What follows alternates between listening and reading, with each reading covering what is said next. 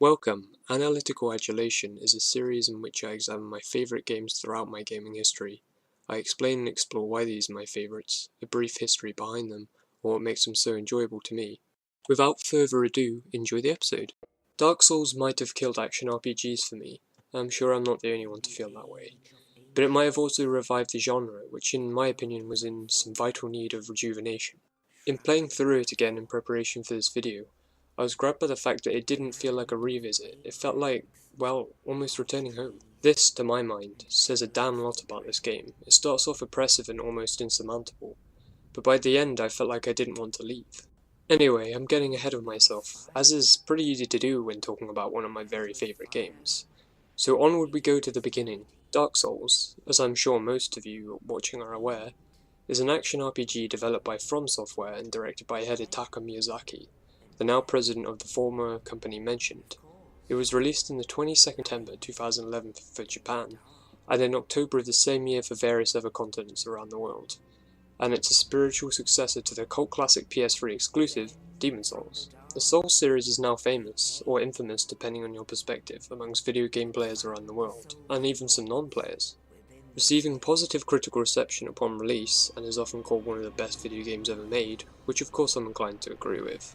It's gone on to influence games for years after it came out, and has 2 sequels so far released, even going on to spawn the phrase Souls-like to explain other games heavily influenced by it. Hell, even outside of its own genre.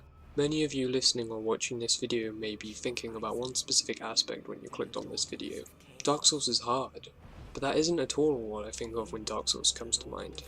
In fact, director Miyazaki has even come to comment on people's perspective on the difficulty by stating, "The notable difficulty of the Souls series had no intention of being more difficult than other titles on purpose. Rather, the difficulty of the process that gives players a sense of accomplishment by overcoming tremendous odds." And this design philosophy definitely shines throughout the whole of the game.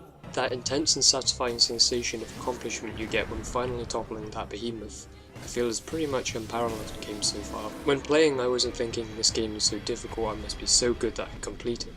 In fact, I was thinking very little. The atmosphere and feel of the game absorbs me to the point where the difficulty becomes secondary to how you interact with the world itself. The challenge and hopelessness of the world adds to the overall theme. Helplessly trapped in a world that has cursed you, fumbling around in the dark trying to find your way, sometimes even literally. Equally, the NPCs within the world also largely reflect this, such as the sad tale of Siegmeyer of Katarina, an incredibly able-bodied, jolly and honourable knight who has set out to find his daughter in this land, but who ultimately meets a tragic fate, and to me is one of the saddest stories in the game. As does Laurentius of the Great Swamp, a kindly pyromancer whose life you can save, but who searches for chaos pyromancies at the threat of his own mortality and sanity. It's a grim fact of Lordran that most people lose their minds or life, but they've become so bitter and twisted by existing here that they're turned into sad reflections of a land. A world whose lifeline is supposedly running out. A place of immense decaying beauty that twists and turns as much as it surprises. A wide and deep world where small details matter, and the laws given to you your own choice largely. You see, I really think that homogeneous chanting of the game difficulty does a disservice to how wonderfully designed it all is, and that it annoys me to no end. The common conversation to those who haven't played or aren't into Dark Souls is that of its difficulty, when there's much more to discuss. Even to the point where the advertising became, "Prepare to die, can you beat this impossible game?" ad nauseam. It particularly annoys me because it put me off playing it for about 2 years after it came out, just thinking it was another maddening experience where people who played it were just showing off their gaming chops. Where if someone had just said to me, "It's an action RPG with excellent combat and a wide open world that has dark fantasy elements," I picked it up in a heartbeat. I mean, I'll play any action RPG for a couple of hours to see if I'll like it. Where am I? They're definitely one of my favourite genres, even if they can be a bit wonky. Very few other games I can think of meshes its mechanics, themes and story together so beautifully, where each part of it fits in mechanically, but also comes together so well with the lore.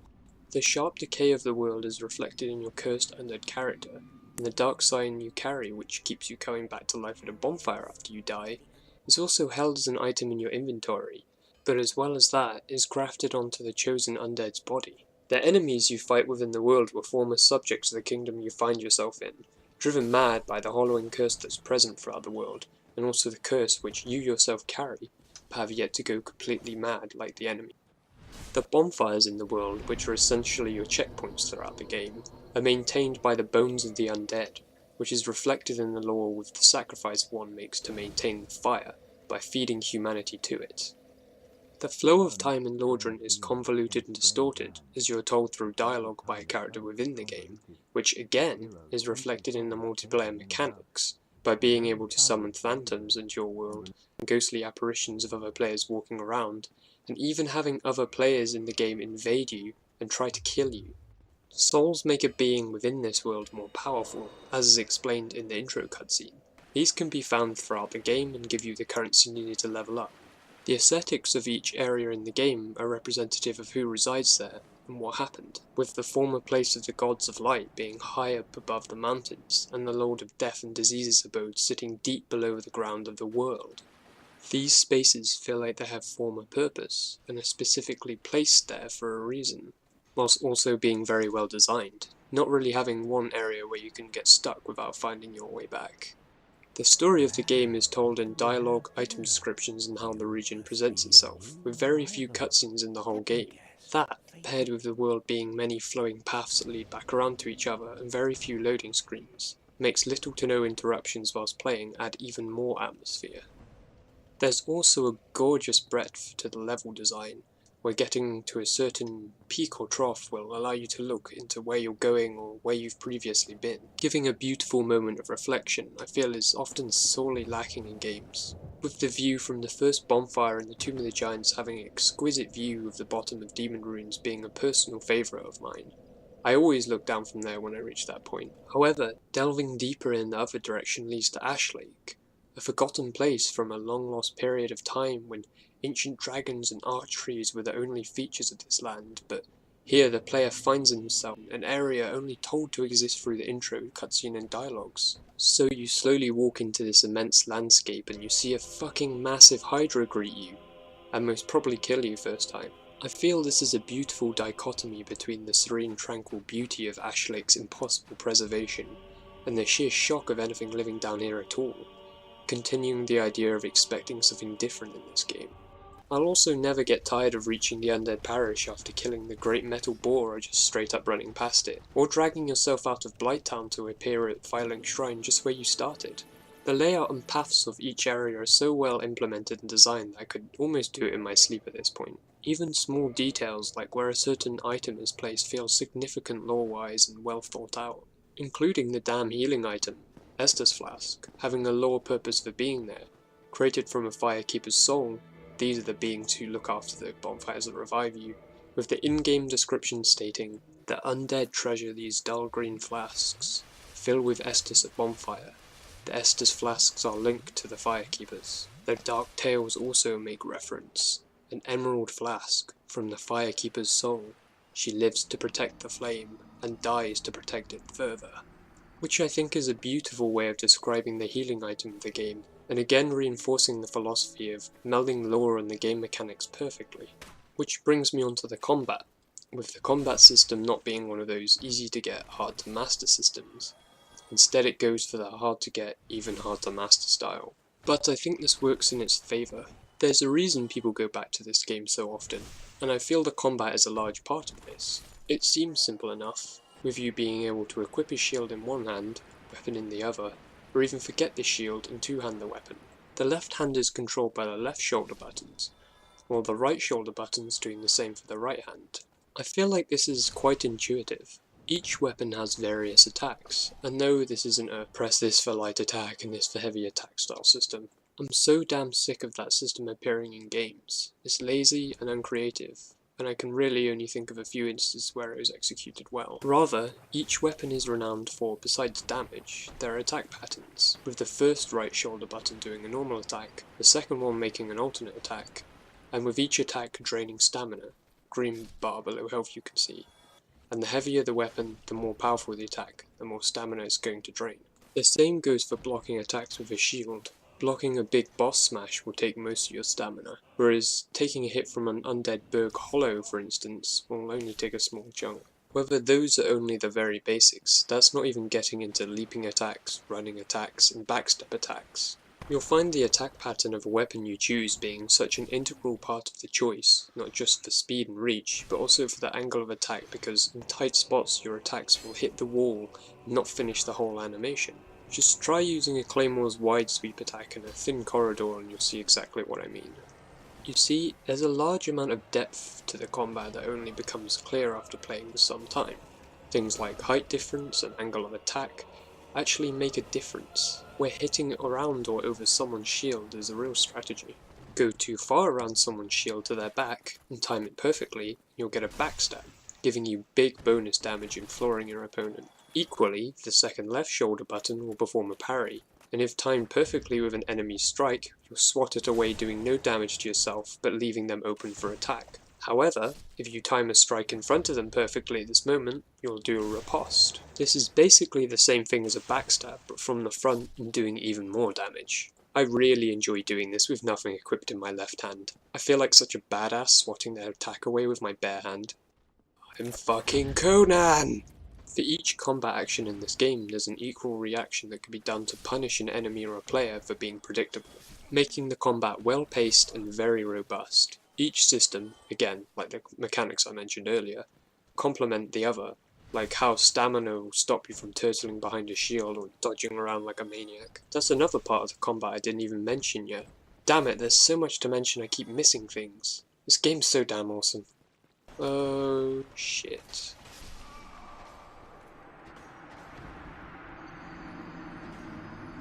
Dodging is arguably better than blocking an attack, most of the time taking less stamina than just absorbing a strike with your shield, and also leaving an opening for you to land crucial blows on your opponent. Each fight feels like a game of wits and positioning as much as strength and dexterity, a heart-thudding duel where each action matters. Whilst talking about the combat, I'd be remiss not to explain how weapon upgrades work, and it's clear here From Software learned a fair bit from Demon Souls. In Dark Souls, you upgrade your weapons using Titanite, which is found throughout the world as an item on the ground and dropped by enemies, especially the crystal lizards who are one-time kills per playthrough but always drop random Titanites. At the start, you use Titanite shards to upgrade your weapon of choice to +5, unless it's a unique or dragon weapon, which will require Twinkling Titanite or Dragon Scales respectively. After finally hitting +5 upgraded normal weapon, you'll be required to find the large Ember to be able to upgrade it to +10, which means progressing further in the game. I imagine you're wondering why I'm going through such minutiae and detail. Well, at first this felt irritating to me, but the more I play it, the more I realise it's actually an incredibly well implemented part of the game. You see, to get a more powerful weapon, you have to discard your fear and push on, fighting tougher bosses and enemies. When you do get that large Ember, you'll need large Titanite shards, which, again, are found the same way as Titanite shards but are further into the game, and being rather hard to farm, especially before a certain more infamous area. Ugh, gross. You can do this with really any weapon you find, meaning your trusty longsword you've had since the start of the game, as long as you upgrade appropriately, can carry you throughout the whole playthrough, which also sets it apart from the insane loot farms of other action RPGs, meaning you won't have to stop using a weapon you like because you found the epic r/slasher Sword of the Moon drop, or something. Ooh, shiny. I feel like this is really to the game's favour, and cuts out another typically boring mechanic from an already well-refined game, and it makes it even more special when you finally find that weapon you love. There's also sorceries, pyromancies, and miracles within the game, which again fit in lore-wise, many even having the creator of that magic named directly in the item description. There's no mana bar or anything, just spell charges, probably in an effort to balance the game compared to Demon Souls' easily exploitable magic bar. Each magic takes attunement slots, which are gained by leveling the attunement stat, stopping people from equipping every spell and breaking the game balance. These, again, feel like a para at this point, add to the game's already robust combat system, but also sadly having some magic like Wrath of the Gods feel pretty much unbalanced in PvP. But hey, at least you can use it too. Sorceries, miracles and pyromancies are definitely viable in the game, with the Hill Miracle being my favourite, but are not nearly as well fleshed out as the melee combat within the game. But hey, at least it doesn't utterly muddle the combat system like some other games I could mention. It's very much a legitimate strategy to use various magics from a distance to avoid traps, and is a smart way to play. I often found myself enjoying my melee and magic mixed playthroughs a lot, and nowadays it's the build I always go for, sometimes just for the versatility of miracles. Being able to magically or divinely enchant weapons, making them rely on the miracle or sorcery stats, which is faith and intelligence. Hey, I even actually enjoyed my playthrough as sorcerers and pyromancies. However, I always find myself going back to the melee combat. The music in this game ranges from non-existent, some areas are eerily quiet, to outright incredible. Fucking hell, that's beautiful. The first time I heard the Gwyn track, I got instant spine tingles. It really is that superb. Motoi Sakuraba, probably butchering your name there, sorry, did a truly outstanding job in these pieces. I feel up to the standard of any other medium, but they also stand their own. Gwyn's theme is a stark contrast to the rest of the game's music, with the piano concerto piece and minor tones cutting through to the idea that this once majestic and powerful lord has also been reduced to the size and power of a man. Before he even starts to attack, the theme itself upsets the player's perception of this incredible deity, and might even throw the player off, causing death. A minute or so in, the main melody stops for a bit and is replaced by minor chords playing off each other, almost competing for importance in the song. I think this is a significant expressing the difficult choice Gwyn had to make to sacrifice himself to prolong the inevitable. After this, it almost reaches a resolution musically, but it sweeps back to the main melody, as if suggesting your appearance ruined possible resolution. It's a profound suggestion, I believe, that by doing what you must, you really upset the established way of things, whilst the Nameless song played at the end, giving a distinctive reflective feeling of what has happened. However, with its haunting vocal track and sweeping strings, there's a deep feeling of uncertainty. Despite the uncertainty, I can't listen to this without getting an intense feeling of longing and sadness. Halfway through, the vocals dissipate for a while and make way for the strings for a couple of bars, perhaps contributing to the feeling reflection of a long journey taken. But still, the world remains completely changed. Dark Souls is one of those games that lingers with you long after you've completed it, and the music really is no exception. These tracks are some of my favourite music in games, rivaling even Silent Hill, Mass Effect, Metal Gear Solid, and Deus Ex, to name but a few. I'll go back and listen to these outside the game, like all the best soundtracks. Dark Souls uses its music sparingly, and that works very much to its advantage, with the most moving songs hitting especially hard after not hearing music for ages, hours even. Ash Lake being another highlight where the music hits at the perfect moment of when you finally make the descent through the Great Hollow to this ancient lake. As I said just a moment ago, Dark Souls is a game that sticks with you, like all the greats. After completing it and hearing the beautiful music play with the credits, I was truly mesmerised by what an engaging, exciting, atmospheric games I'd just gone through, and if developers realised they were creating something really special at the time. After that, I kept thinking how else I could play the game. Would I be a juggernaut knight with his Zweihander, smashing enemies off ledges and tanking hits and paper cuts? Or would I be a sneaky pyromancer with a katana, bleeding my enemies and chucking fireballs as I danced away? It takes quite a game to have thoughts of such disparity. How the game felt like such a beautiful, moody experience, but also how I was going to start the game all over again as soon as the credits passed. Dark Souls is one of those games that isn't greater than the sum of its parts. It is the sum of its parts. Remove one piece and the game just really isn't the same. So very rarely has a game had all its pieces well thought out and how it will fit together. The game never stops you playing it. It's always straight down to business. It's also so very well aware of the beauty of the quiet time, how a stunning vista can affect the depth of scale, or a tragically beautiful personal story that you experience more than the few times the characters you've got to know. But it doesn't shy away from having an oppressively dark world, but always having a glimmer of hope shine through the dark crevices of the deep troughs you find yourself in, which, to me, makes the emotions contained within feel more than any $100 million budget AAA game that get released quarterly. Life is sometimes dark and oppressive, but there's that ray of optimism that keeps you going. We often lose parts of our humanity to keep going in a dim situation, but many of us will find more of our humanity and grow as a result of the tremendous odds some of us face. And as an allegory for life, I can think of no better game than Dark Souls.